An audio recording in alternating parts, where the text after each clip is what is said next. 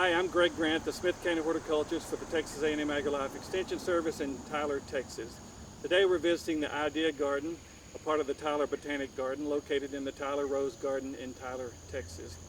The 10,000 square foot Idea Garden is a project and a product of the Tyler Master Gardeners. It was originated in 1996 as a brainchild of Keith Hansen, the former Smith County horticulturist, who you heard earlier talk about his own shade garden. Also, it was an idea of Sue Adey, a member of the Tyler Master Gardeners. Not just any member, she was a member of the very first class, and she was the first president of the Smith County Master Gardener Association. So the Idea Garden got started in 1996. It was officially dedicated in 1999, some upgrades in 2001, and then in 2020 it was declared a portion of the Tyler Botanic Garden, which is a compilation of all the volunteer run demonstration gardens that my Smith County Master Gardeners run here in Tyler.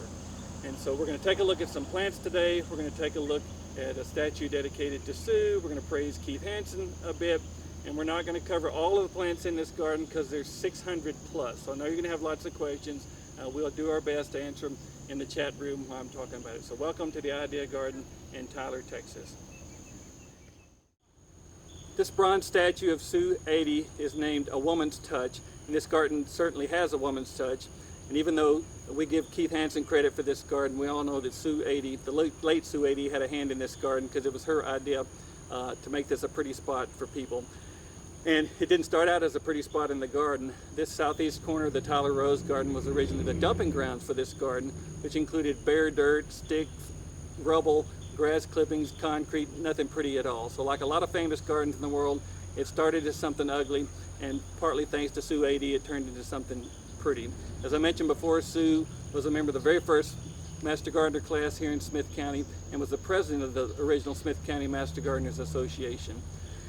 The garden is full of different plants. The reason it's called the Idea Garden, it's an acronym that Keith came up with, and it stands for Innovate, Demonstrate, Educate, and Apply. So the whole principle behind the Idea Garden is to show people what they can do in their own residential gardens, partly with design, but mostly with plant selection. So I know we're not going to cover every plant you have a question about in this garden. We'll do our best in the chat room to help you. But this garden has over 600 different kinds of plants in 10,000 square feet. So it's more flowering plants than what most people would have in their garden. A lot of sun, also some shade. Some of the plants you see right here would be variegated abelia. We've got sparkler gomphrena. We've got lots of periwinkles, which love the heat. And as I'm talking about periwinkles, remember that periwinkles love heat. They're from Africa. They don't like moisture. They don't like overhead irrigation. And so if you overwater a periwinkle, you're going to get Aerophytoptera. And so the Cora series of periwinkles is actually a Texas Superstar selection. We have a number of Texas Superstars in this garden. You'll see some rose mallow hibiscus, or what my great-grandmother called dishpan hibiscus, blooming here.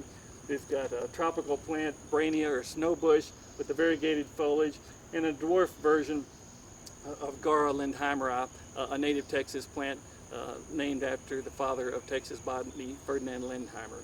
So now let's go take a look at the Texas Superstar bed in the Idea Garden. We have a number of different beds showcasing a myriad of plants here in the Idea Garden. One of those beds is dedicated to Texas Superstars. Texas Superstars are tested and trialed throughout the state. You can go to texassuperstar.com and look at the list of the plants. The Texas Department of Agriculture puts out a wonderful publication on Texas Superstars, including a brand new, newly published publication on Texas Superstars. We don't have all the Texas Superstar plants here, but we have a lot of them. You'll see things like Napier grass with the burgundy Aggie maroon foliage, a nice tropical annual tender perennial. We have Angelonia, which some people call summer snapdragon, a native of Mexico, a beautiful plant that tolerates warm conditions.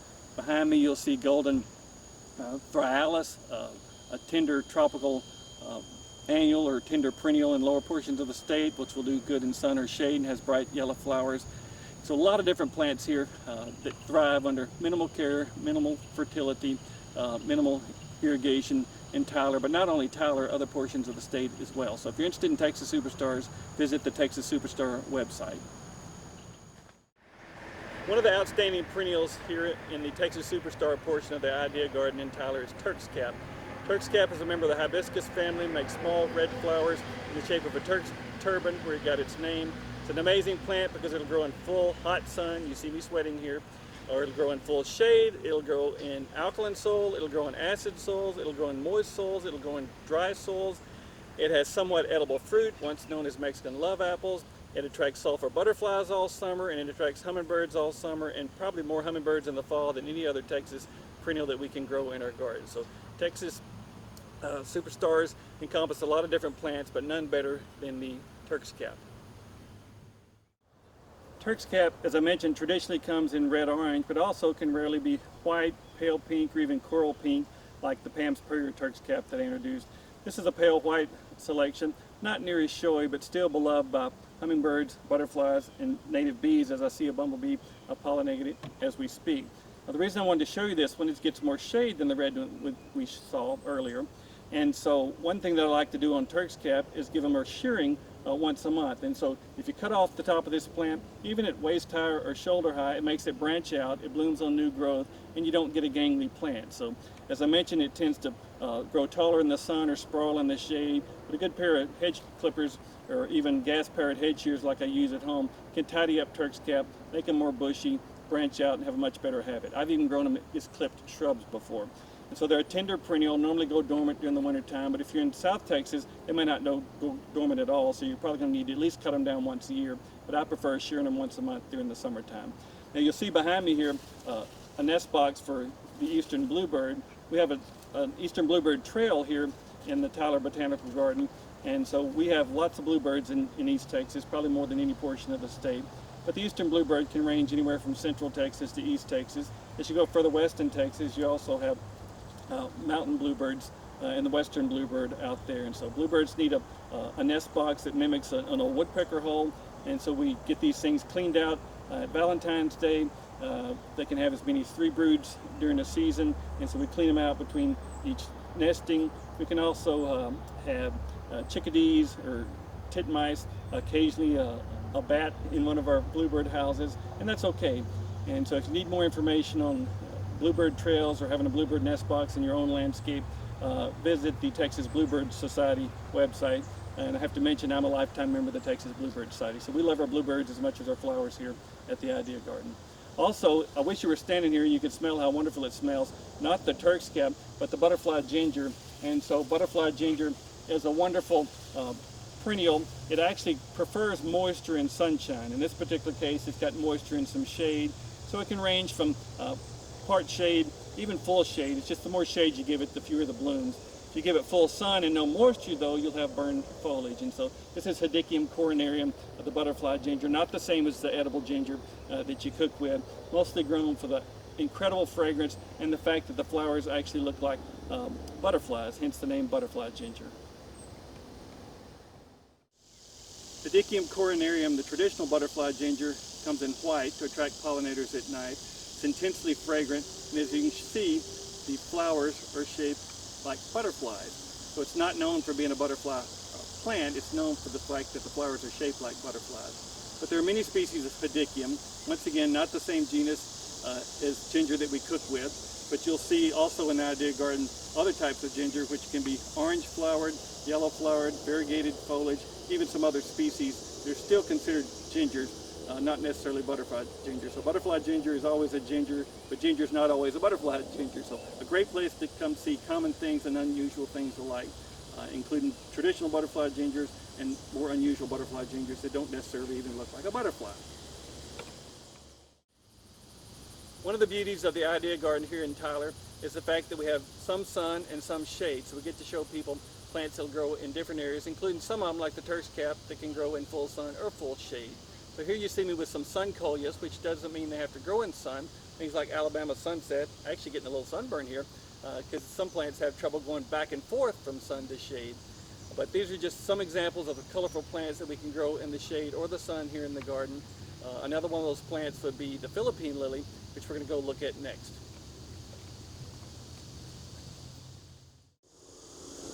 The Philippine lily is an amazing plant. It's been in Texas garden for years, but only become more popular here recently. It's a lily that's native to Taiwan. The botanical name is Lilium formosanum. the old name for Taiwan.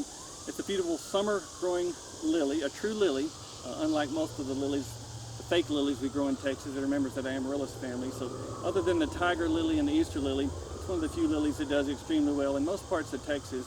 Not only does it do well, it actually sets seed and naturalizes, not to the point of being an obnoxious invasive, just as being a reseeding perennial in the garden. And as you can see here in the garden, they can grow in anywhere from full sun to almost full shade. In shady situations, they grow tall. I've got some at home that are 6 feet tall. In sunny locations, they tend to grow shorter, generally about knee or waist high. So a lot of different variation in the Philippine lilies. And now I like to let them set their seed during the winter time. The winter winds blow them around. They look like tiny little grass seedlings when they come up in the spring. And again, sometimes they'll come up in the fall, but mostly in the spring. And if you don't want the seedlings to come up, you just cut off the seed pods. And if you don't want the seedlings to stay, you just pull them up. So certainly not an invasive plant, but a wonderful cottage garden-like perennial to grow in Texas gardens, the Philippine lily. Philippine lily is a true lily, but there are many other plants in Texas gardens that aren't true lilies that we call lilies. And a good example of that would be the Crinum lily. Crinum lilies are actually members of the amaryllis family, not in the lily family at all. And it's kind of like saying crinum, crinum, since the word crinum was Greek for lily. And so you can call them lilies, you can call them crinums, you can call them crinum lilies, but really not in the lily family. They're in the amaryllis family. A lot of different crinums that we grow in East Texas, a lot of different crinums grown throughout the state. Most of them are known for their fragrance. This is Summer Nocturne, which actually smells like a combination of Fruit Loops and your mother's perfume.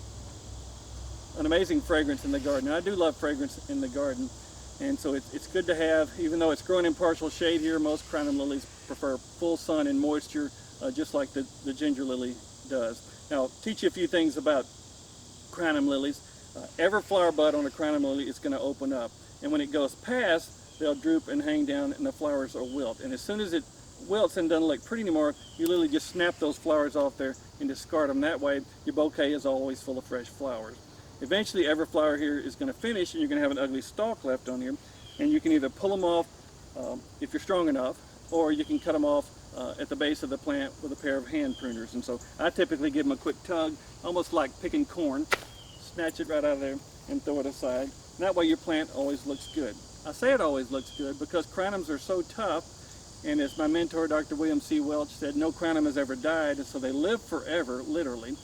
And they live all the way from the last frost until the first frost, and so a lot of times you're going to get some foliage on them that might be ugly, might have a little stagnospora fungus, it might have a little bit of insect damage on there. And so unlike spring bulbs and fall bulbs where you never want to cut off the foliage, crinums can periodically have the foliage cut off if they look bad. So you don't want to make a habit of it, but they have a long enough growing season to be able to replace that foliage and still make blooms for next year. Now, not all crinums bloom at the same times. We have early blooming crinums, mid-season crinums, late season crinums. Some of them are pretty good repeaters, some of them don't. Summer Nocturne happens to be a good repeater, and crinums, being a relative of a rain lily, tend to bloom best after irrigations or after summer rainfall. And so if the fragrance of the Summer Nocturne crinum wasn't enough, right next to me is a plant of almond verbena, which is neither an almond nor a verbena, but still a wonderful plant, grown primarily for the fragrance. It's actually a tree in South Texas. We grow it as a herbaceous perennial here. It has a wonderful fragrance that attracts bees and butterflies alike, the almond verbena.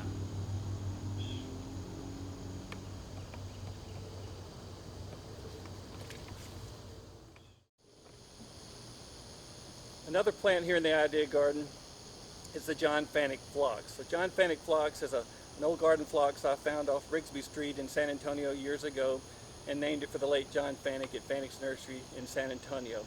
It's one of the few perennial phlox that you can grow in Texas. It's some color other than magenta, which is the wild color in Phlox paniculata from the southeastern U.S. So John Fanick has soft pink flowers with dark pink eyes. It's a good rebloomer. It's a great butterfly plant. You'll see not only bees, but lots of butterflies buzzing around me here. Particularly some of the really pretty swallowtails, like the giant swallowtail and the tiger swallowtail, will pollinate John Fanick phlox, as well as the different moths at nighttime. So right now I see a silver-spotted skipper nectaring on here, and it's a great time to visit the garden during the summertime because that's when our pollinators are out, particularly in the morning time. Behind me you'll see a cigar plant in the genus Cufia, same genus as Mexican heather, and so this is David variety cigar plant. Some people call it candy corn plant. but she's also used for Kufia micropetala, the fall cigar plant. So this particular one blooms all summer. Probably no better plant for bees in the garden of assorted types, including our hundreds of native bees, than cigar plants. So good for hummingbirds, but also native bees as well as honeybees. So this is cigar plant, this is John Fanick phlox. I know I'll open up a can of worms, or in this case a can of bees, by talking about bees and allergies. So you're looking at a person who's had an anaphylactic reaction to bees, but I'm never fearful of bees in the garden because these guys are out working and they're pollinating plants and they're collecting pollen and they're collecting nectar. And so when you get stung by bees and wasps is when you're around their family and they're protecting their children, and so naturally they're going to be mad if they fear for the life of their children. So I'm not worried at all about, in this case, our native bumblebees, or we've got honeybees on here, we've got skipper butterflies, a number of different bees pollinating Kufia at all time during the summer, but I'm never fearful of bees in my garden. I am fearful of my German Shepherd Jules, who likes to try to eat the bees in the garden, and he tears up my plants when I do it. And so the main thing with bees and wasps is stay away from their nest, because that's where they're going to be the most protective. One of the plants that gets lots of attention here in the Idea Garden is the sunshine ligustrum, all the rage across the United States right now, particularly the eastern United States. In Dallas, Austin, San Antonio, where you have extremely alkaline soils and your plants are chlorotic from iron chlorosis, most people don't want to buy a yellow shrub to put in the yard. I know when I worked as Director of Research and Development at Lone Star Growers in San Antonio, they would laugh at me if I talked about selling a yellow foliage shrub when everybody's saying, why are my shrubs turning yellow in the landscape? But it is a popular plant for a variation in color. Keith talked about in his shade garden about altering colors and texture on foliage in the landscape, and so sunshine ligustrum is a good example of that. Now granted, I don't want all my shrubs in the landscape being yellow, I don't want all my shrubs in the landscape being burgundy. I personally think shrubs are supposed to be green, but every now and then if you want some diversity or a focal point or an accent, it's okay to have something with colorful foliage, either variegated or golden leaf like the sunshine ligustrum, or something like loropetalum with the burgundy foliage. Mexican heather is also in the genus Kufia along with cigar plant, and just like cigar plant, it also attracts a plethora of bees, both bumblebees and honeybees and wasps and bees that mimic flies and flies that mimic bees. So plants in the genus Kufia are a great plant for pollinators, particularly native bees. So would you believe that Mexican heather and cigar plant are in the same family as a crepe myrtle? They are, and crepe myrtles are also bee pollinated. In front of the Idea Garden, located here at the Tyler Botanical Garden, is the rainbow border. Originally designed as a long perennial border showcasing plants from all spectrums of the rainbow. Today it's a mixed herbaceous border, or a mixed border entirely, because it contains woody shrubs like this dwarf pomegranate here with the pretty orange flowers, drought-tolerant plant, small inedible fruit, although I suppose it's edible if you were hungry enough. Side note, did you know that a king's crown was designed from the calyx lobes of a pomegranate fruit? So an ancient plant been propagated and cultivated for years as a sign of fertility. Also, among the many different plants in the perennial border here at the front of the Idea Garden would be porterweed, not a weed, tender tropical or an annual plant grown throughout Texas in gardens, primarily for the long spikes of flowers, which can be blue, purple, coral, in this case almost red, but a great plant for bees and other pollinators, particularly butterflies. And so butterfly plants tend to love plants and flowers that belong primarily in the sunflower family and in the verbena family. And so verbena includes lantana, verbenas, and porterweed in the genus Stachytarphata, if you get on Jeopardy and that question comes up. And so porterweed, a great summer color plant for butterflies here in Texas gardens. I was hot and sweaty, but now I'm cool and dry because I found a nice shady spot in the Idea Garden underneath a variegated Confederate jasmine. So a number of different benches and places to sit down in the Idea Garden, and plenty of trails and paths to walk on. The Idea Garden is just one of the gardens located here at the Tyler Botanical Garden, a part of the Tyler Rose Garden, funded, designed, and maintained by the Smith County Master Gardeners. So we have work days each Tuesday to work in the Idea Garden. The Smith County Master Gardeners have a nice Facebook page that you can visit. The Smith County Master Gardeners have a web page you can visit. The Idea Garden is no charge. It's a part of the Tyler Rose Garden. It's open 7 days a week. We just ask that you respect the flowers and help keep it neat and tidy, and don't leave anything behind when you leave. Take all the pictures you want. It's a great place to visit. We have first Tuesdays in the garden in the spring and fall, at least when we have visiting times. Things aren't normal these days, but hopefully we'll eventually get back to our first Tuesdays in the garden. So Smith County Master Gardeners invite you to their award-winning Idea Garden 365 days a year. Thanks for joining us.